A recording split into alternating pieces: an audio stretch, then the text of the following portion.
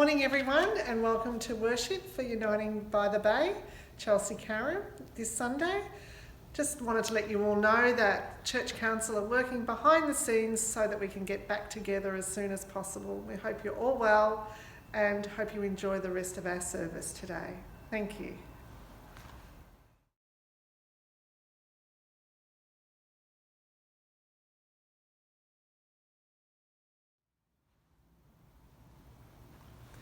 Our reading today is from Matthew 9, 35 to 38 and Matthew 10, 5 to 8. The workers are few. Jesus went through all the towns and villages, teaching in their synagogues, replacing the good news of the kingdom and the healing every disease and sickness. When he saw the crowds, he had compassion on them because they were harassed and helpless, like sheep without a shepherd. Then he said to his disciples, "The harvest is plentiful, but the workers are few. Ask the Lord of the harvest, therefore, to send out workers to his harvest field." Matthew 10, 5 to 8. These 12 Jesus sent out with the following instructions. "Do not go among the Gentiles or enter any town of the Samaritans. Rather go to the lost sheep of Israel. As you go, proclaim this message. The kingdom of heaven has come near.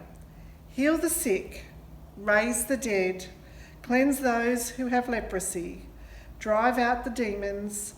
Freely you have received, freely give." This is the word of the Lord. Thanks be to God.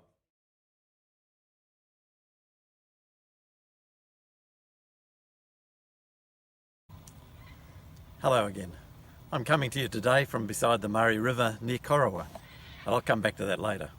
In today's Bible reading, we heard of Jesus sending out the disciples, moving to a completely new stage of his ministry, from the vision of one man of how the kingdom of God might come to this world, to training a few who could continue that ministry in a new way.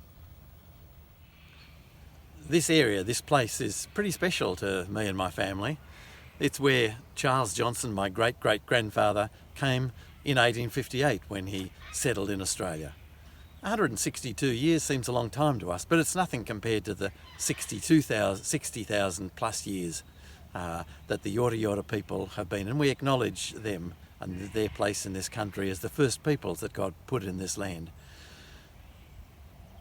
They were there, and then people like our forebears came, and because of perhaps their ignorance, perhaps arrogance, didn't really understand how special the culture of those people was. And it's only just today that we're beginning to understand how important that culture was to the people of the land, the first peoples, but also can be to us. One of my favourite songs of all time is Paul Kelly's From Little Things, Big Things Grow. It's the story of how Vincent Lingari has a vision to take his Gurindji people away from the Wave Hill cattle station, back to be their own people and possess their own land again. Well, it's a marvellous story and a great song, and I think you know it. It's the story of one man's vision and how it all starts with a few. Not an easy task, but eventually we have that marvellous image of the Prime Minister of Australia, Gough Whitlam, pouring sand into Vincent Lingari's hand to symbolise the land returning to them. It's always this way. One person's vision, and then it starts just with a few people. It might take a long time, but it's worth doing. Just after William Wilberforce became a Christian, he met with another small group who gave him the vision of working towards the abolition of slavery. Now, just 2 years previous to that, Wilberforce had become a Member of Parliament. So for the next 20 years, he worked as hard as he possibly could, trying to convince people one at a time, until he convinced the British Parliament to abolish the slave trade. It wasn't the end of everything. It took him another 25 years to work until slavery was outlawed throughout the British Empire.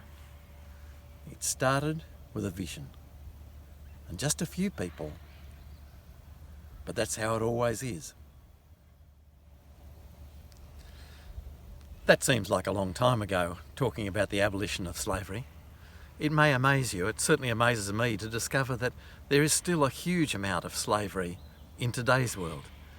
And there are groups like Stop the Traffic, which work towards the abolition of slavery in a modern world. Two of our friends, Fuzz and Carolyn Kitto, who were youth workers and Christian educators in the Uniting Church, now work leading the Australian part of Stop the Traffic. They have that vision that if they keep talking to as many people as possible, that others will get the idea, the vision that slavery can be abolished today too. It all starts with a few. Sometimes it's in what you'd think of as very everyday things, situations.